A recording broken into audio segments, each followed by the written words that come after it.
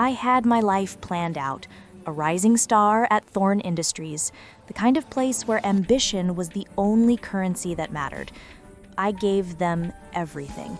Late nights, sacrificed weekends, I was on a clear path to the top. Until the day the plan, and my career, went up in smoke.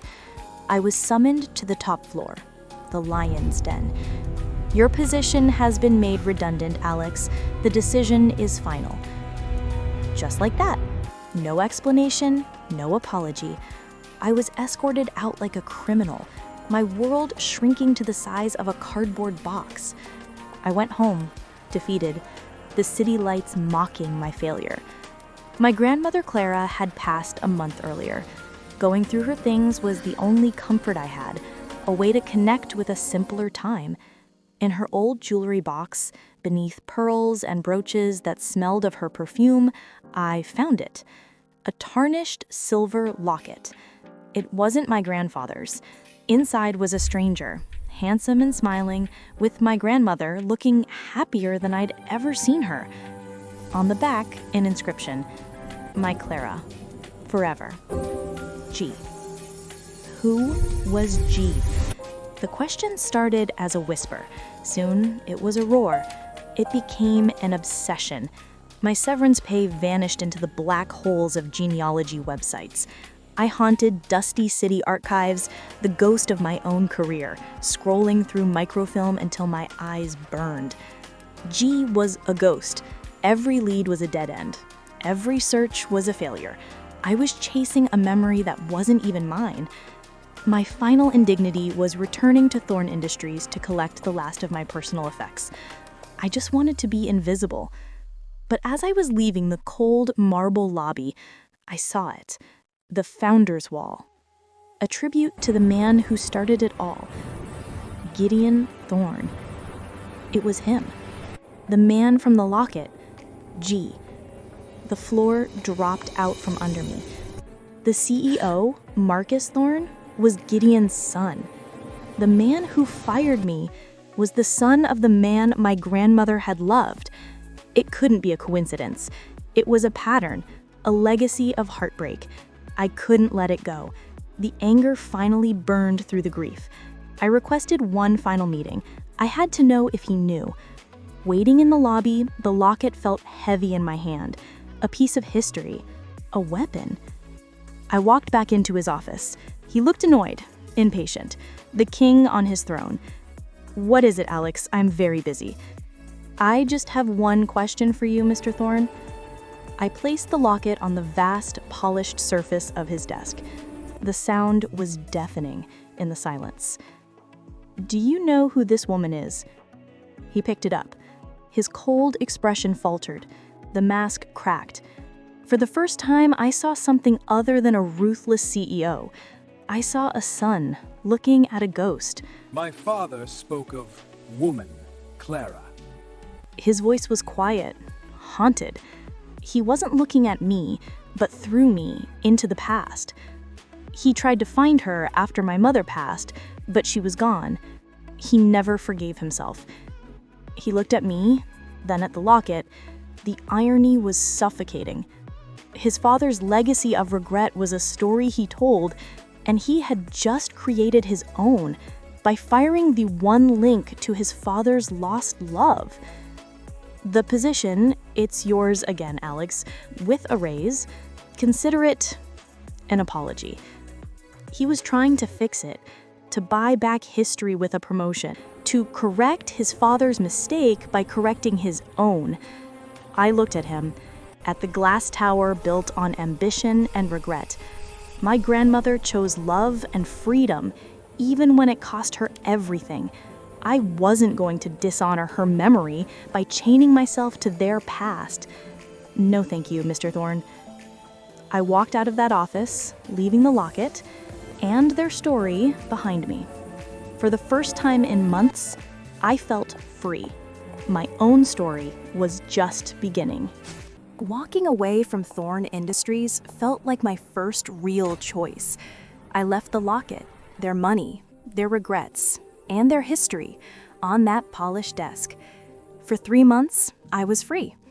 I started a small consulting business from my apartment, helping startups with the skills I'd honed at Thorne.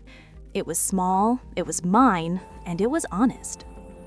I thought their story was over, but some stories have postscripts written in ink and iron. It was a Tuesday when the letter arrived. Thick, cream-colored paper, embossed with the seal of a prestigious law firm. I was being summoned to the reading of a will. I almost threw it away, assuming it was a mistake, but the name of the deceased stopped my heart. Gideon Thorne, the founder, the G from the locket. I met his lawyer, a kind-faced man named Mr. Eris, in a mahogany-lined office that smelled of old books and power. He explained that Gideon Thorne had passed away peacefully 2 weeks after my meeting with Marcus. He'd suffered a stroke. Mr. Eris told me that after I left his office, Marcus had gone to his father with the locket. He had told him everything. He told him he'd found Clara's granddaughter. The lawyer said that for the first time in years, Gideon had looked peaceful. He spent his last days staring at the locket, rewriting his will with a clarity he hadn't had in decades. And then came the reading. I was there. So was Marcus. His face a mask of cold fury. The will was simple. A few minor bequests, and then the final, impossible clause. To Alexandra, Alex Vance, the granddaughter of the only woman I ever truly loved, Clara, I leave the remainder of my estate, my controlling shares in Thorne Industries, my properties, my entire fortune. It should have been hers. Now it is yours. The room was silent, except for the sound of my own blood roaring in my ears. Marcus stormed out without a word. I was left alone with Mr. Eris, staring at a document that had just destroyed and remade my entire world. I didn't want it. It was blood money, built on the legacy of heartbreak. I told him to give it to charity, to Marcus, to anyone. He smiled sadly. "It's not that simple, my dear," he said. Gideon added a condition. You cannot liquidate or donate the controlling shares for 10 years. You must either run the company or let it be run by the board in your name. He didn't just give you his fortune, he gave you his legacy, his burden. I was trapped. I went home, the weight of an empire on my shoulders. That night, I saw him for the first time. Marcus Thorne, waiting outside my small apartment building. He wasn't the powerful CEO anymore. He looked broken. "He left me nothing," he said, his voice hollow. "Everything I worked for, my entire life, he gave to a ghost, to you." He pleaded with me. "Sell me the shares. I'll pay you whatever you want. It's all I have. It's who I am." I looked at this man, a prince who'd had his kingdom stolen. I saw my grandmother's choice reflected back at me. I could give him what he wanted, wash my hands of it all, and let the cycle of their family's ambition continue. Or I could do something else. I made my decision. The next morning, I walked back into Thorne Industries, not as an employee, but as its owner. I walked into Marcus's office, the same office I'd been fired from. "I won't sell you the shares, Marcus, but I will offer you a job as CEO. You will run this company, your father's company, but you will answer to me. And we are going to change things. We are going to build a legacy our grandparents would have been proud of, one based on integrity, not just profit." He stared at me, his cold eyes searching for a trick, but he saw none. He saw a choice. He could have power under a new name or no power at all. He slowly extended his hand. I accept. Boss.